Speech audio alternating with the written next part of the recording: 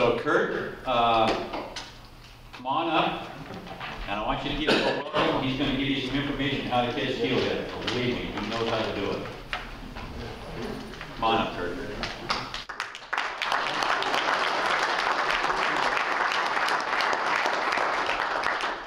I really appreciate it. I was here last year and I enjoyed coming out and talking to you guys.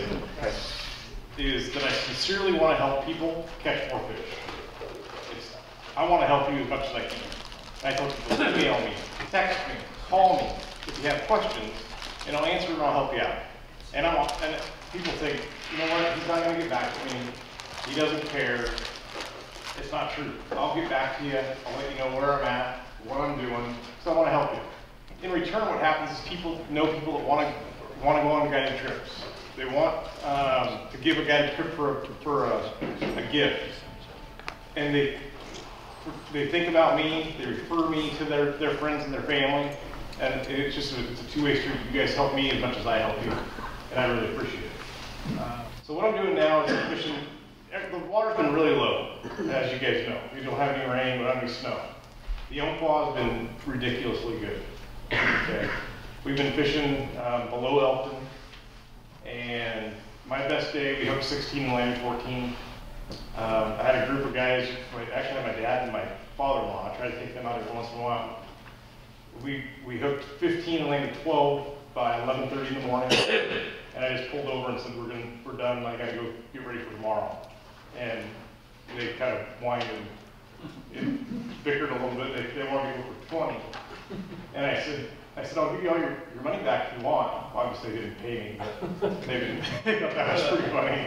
Agreed to leave, so, but I almost had to kick them out of the boat. But Matt's been down there, really doing well. Everybody's been there, because that's been the only game in town. There's 2 holes that you can run up and down from where we fish, and I counted, I think the most boats we counted in those 2 holes were 18 boats one day. And within like a quarter-mile area stretch. And some days, everywhere you look, people have fish on.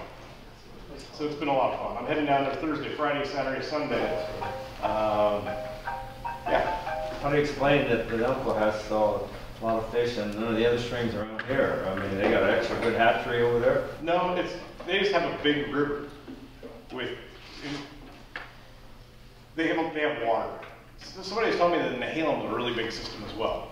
Okay, I'm not real familiar with Nehalem, but the umpqua is a huge system. It's a long drainage.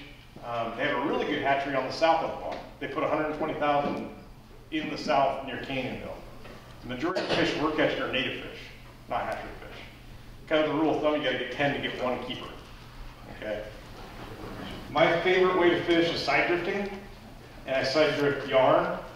And I side drift bait, okay? And when I'm side drifting, I use a 9-foot rod. I use a size 3500 reel. These reels I just went to recently, they're Flugers. They're the Fluger Supremes. And I've had the Stratix, I've had the Sedonas for the Shimano. And I like these drags. The drags are really consistent. You can kind of play with them a little bit. I'm going to pass this around. This is my side drifting rig that I run, about 30-inch leader. A size 2 hook with 3 strands of glow bug yarn. Quite often I'll put a puffball on that size 2 hook, and I'll pin that puffball with a bait button. If you guys haven't seen these bait buttons, I have one on that hook just below the puffball. They're like a little gasket that Dennis came up with them. There's like a little tiny circle. And you put your hook point right through there, pop it off, and run it up your hook, and that makes it so your puffball doesn't sag down on the bottom of your hook. Just makes your presentation a little bit tighter. Okay.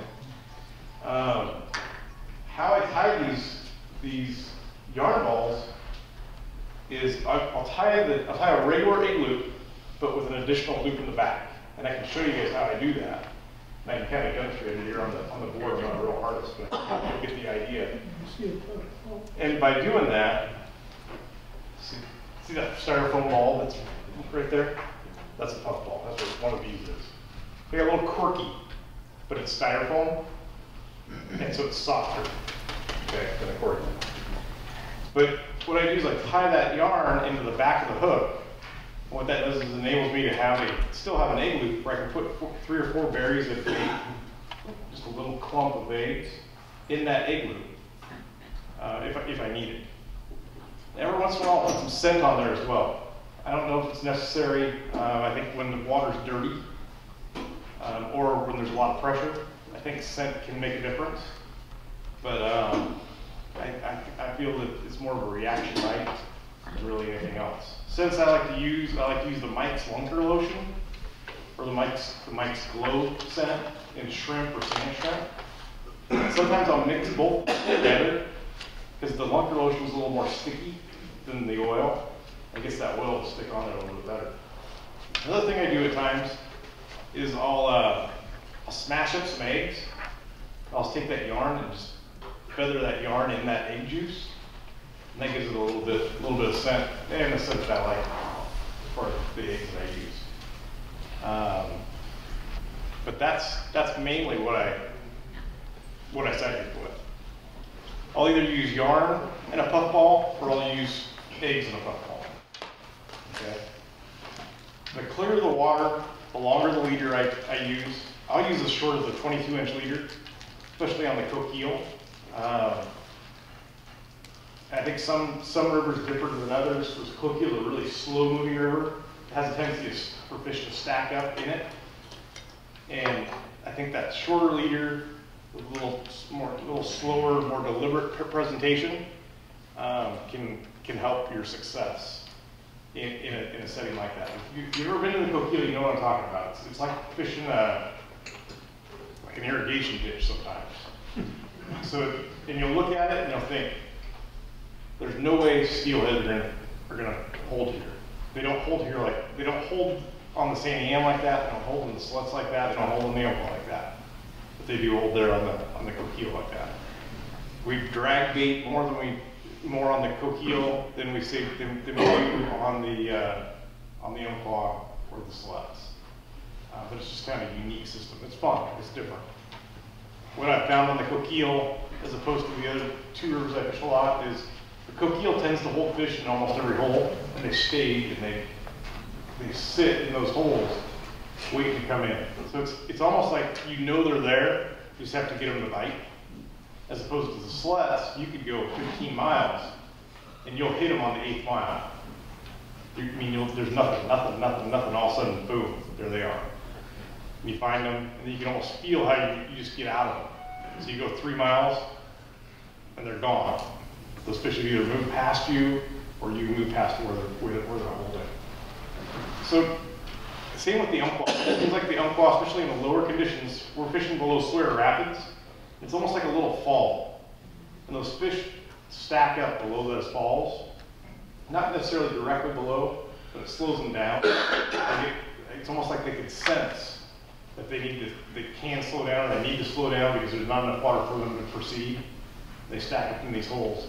And they're there, you just have to make them bite. Okay? As opposed to, again, some of these rivers where you're going, you can't find them, all of a sudden you run into them. Okay? That's how I define the Select. It is a river that doesn't necessarily have fish in every hole every day. You gotta find where they're at. That's why some of these guys are running so many miles on the sluts. There's guys that will go from Moonshine Park to Morgan Park in one day. Okay, and they're traveling. They're covering a ton of water. They're not going back up unless they get bit.